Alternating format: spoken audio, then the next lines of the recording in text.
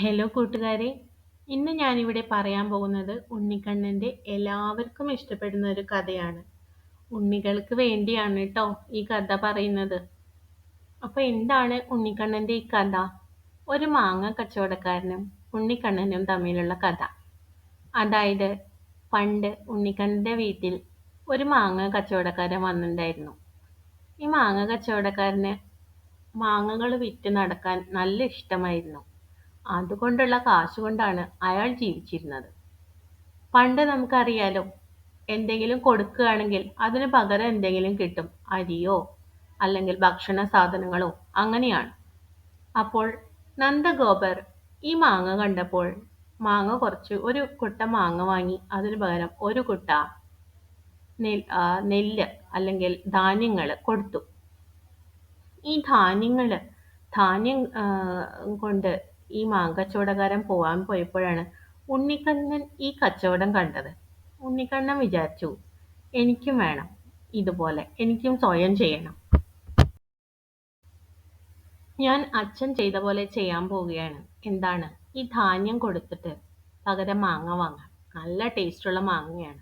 എനിക്ക് കുറേ മാങ്ങ കഴിക്കാം. അപ്പോൾ എന്തു ചെയ്തു?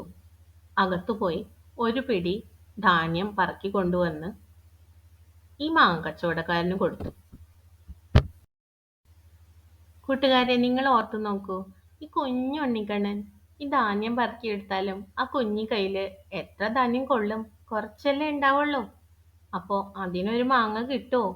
വളരെ കുറച്ച് ധാന്യം കൊണ്ടേ കൊടുത്തുള്ളൂ.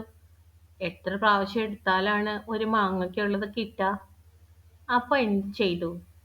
മാങ്ങ കച്ചവടക്കാരൻ ഇത് കണ്ടു. ഈ ഉണ്ണിക്കണ്ണനെ കണ്ടപ്പോ എന്തോ ഒരു പ്രത്യേകത ഈ മാങ്ങ കച്ചവടക്കാരന് തോന്നി. എന്തോ നല്ലൊരു ഉണ്ണി, എന്തെന്നില്ലാത്ത ഐശ്വര്യം, ഒരു ദിവ്യത്വം. അപ്പോൾ മാങ്ങ കച്ചവടക്കാരന് നല്ല ഇഷ്ടമായി. കുറച്ച് മാങ്ങകൾ എടുത്ത് ഉണ്ണിക്ക് കൊടുത്തു. ഉണ്ണിക്കണ്ണന് വളരെ സന്തോഷായി. കാരണം എൻ്റെ കുഞ്ഞി കയ്യില് ഇത്ര കുറച്ച് ധാന്യം കൊള്ളുള്ളൂ. എന്നിട്ട് അത് കൊണ്ട് കൊടുത്തപ്പോ തന്നെ ഈ കച്ചവടക്കാരൻ എനിക്ക് കുറേ മാങ്ങ തന്നില്ലേ, അതും നല്ല രുചിയുള്ള മാങ്ങ. ഇതിന് നന്ദി സൂചകമായി ഉണ്ണിക്കണ്ണൻ എന്താണ് നൽകിയത്? മുമ്പ് നന്ദഗോപർ ഒരു കുട്ട നിറയെ ധാന്യം കൊണ്ടു കൊടുത്തില്ലേ? ആ ധാന്യം മുഴുവൻ നിറയെ സ്വർണവും രത്നങ്ങളുമായി മാറിയിരിക്കുന്നു. ഇതു കണ്ട് എല്ലാവരും അത്ഭുതത്തോടെ നോക്കി.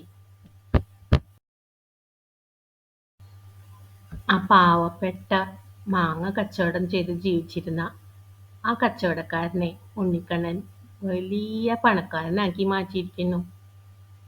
അദ്ദേഹത്തിന്റെ ആ കുഞ്ഞു കുട്ടികളോടുള്ള മനസ്സിന്റെ ആ ദയയും ആർദ്രതയും കരുണയും എല്ലാം കണ്ടപ്പോൾ ഉണ്ണിക്കണ്ണൻ സന്തുഷ്ടനായി.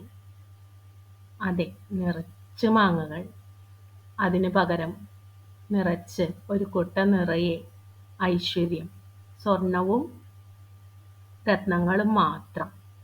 അപ്പോൾ കച്ചവടക്കാരന് വളരെ സന്തോഷമായി. അദ്ദേഹത്തിന്റെ കണ്ണു നിറഞ്ഞു. അദ്ദേഹം തിരിച്ചുപോയി. ഈ കഥ നടന്നത് അമ്പാടിയിലാണ് കേട്ടോ.